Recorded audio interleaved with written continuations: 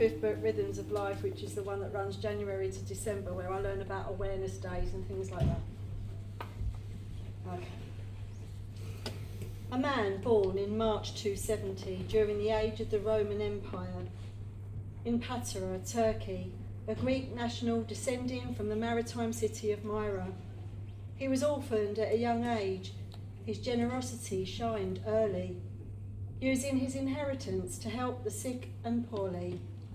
He went on to serve as Bishop of Myra, now called Demra, and these are some stories leading to our celebrations today. 3 poor sisters were a worry to their father as he could not provide a dowry. For each one, Nicholas visited their house to leave a bag of money, saving them from servitude, for which the father showed him gratitude. For always, Nicholas would be known for his gift-giving generosity. Whilst visiting a remote part of his diocese, he was approached by people with a desperate plea. 3 men falsely imprisoned and sentenced to death needed his intercession urgently. Nicholas took the sword from the executioner's hand and saved the 3 lives.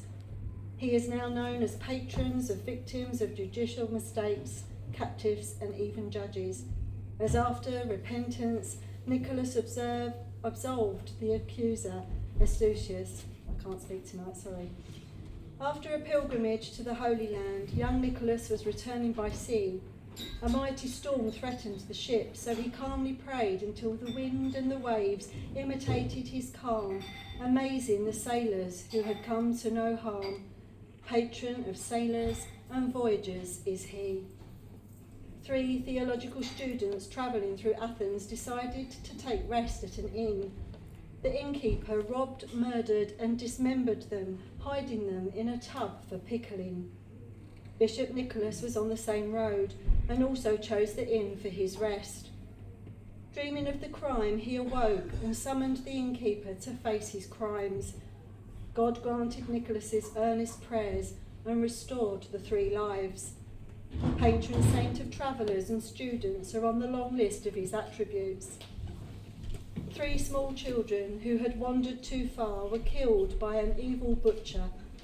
Poor young souls at play, but brought back to life in Nicholas's propensity to pray. So he's the patron saint of children until this day. Nicholas suffered for his faith.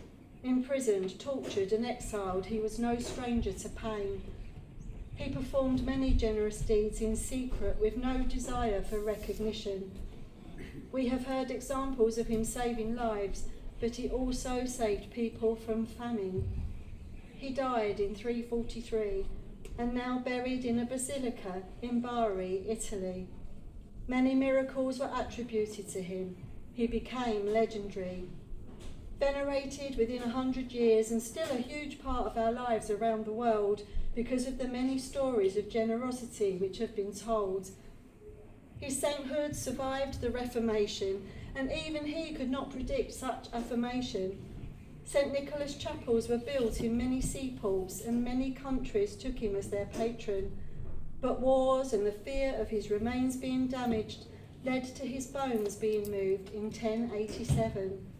Spirited away from Myra by sailors from Bari, they settled him in their home and built a church over his crypt.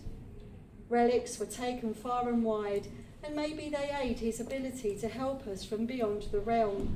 After his death, his acts didn't stop. One story comes from Myra celebrating his feast day. Arab pirates from Crete stole treasures from the church of St. Nicholas, but they also snatched and made a slave of a young boy, Basilius. He was made the pirate king's personal cupbearer, bringing him wine for exactly a year. His poor parents were devastated. He was their only child, held dear.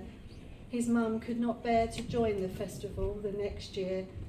She held a simple observance at home, quietly praying for the return of her son.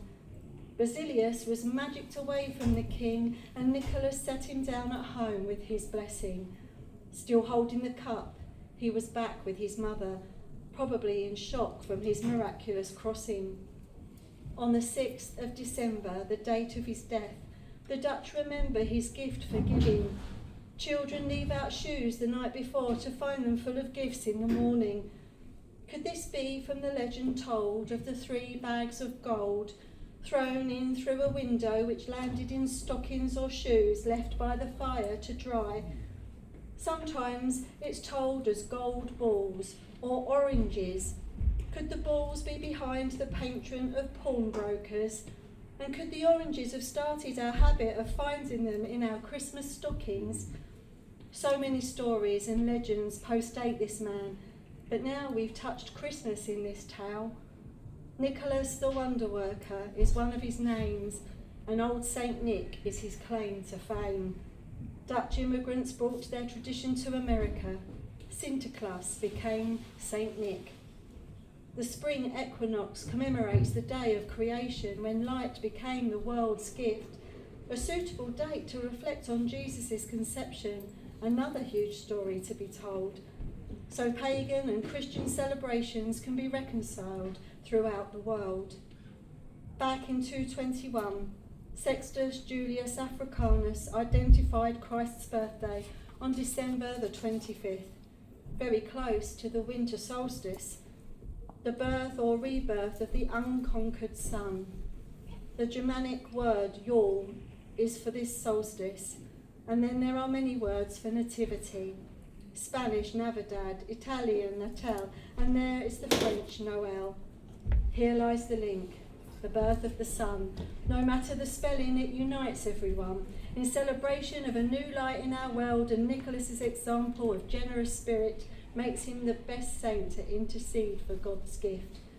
Clement Clark Moore, a 19th century poet, wrote all about its image as we know it, a jolly, heavy man who comes down the chimney to bring gifts to children who deserve it. He drives a sleigh, pulled by reindeer, but the transformation doesn't end here. Thomas Nast, 60 years later, drew a cartoon of St. Nick in a suit. It was the famous red with a white fur trim. Now, do you recognise him? If science is more attractive to you, 2017 will be your kind of scene. A radiocarbon-tested relic of the pelvic bone of our St. Nicholas proved it was from the age of the bishop. Now it's down to the archaeologists to match it to the bones secure in Bari, Italy since the 11th century. His legend was that of a kindly old man, a generous, miraculous magician, provider for the poor and the sick. He is our model of compassion. Manners, bankers, orphans and labourers, merchants, paupers, perfumers and even murderers, friend and protector of, it seems, everyone, including poets, of which I am one. A holy man of great example, becoming synonymous with a world-loved festival. Father Christmas has celestial roots, from the bobble on his hat right down to his boots. Brilliant. Lovely. Thank you very much.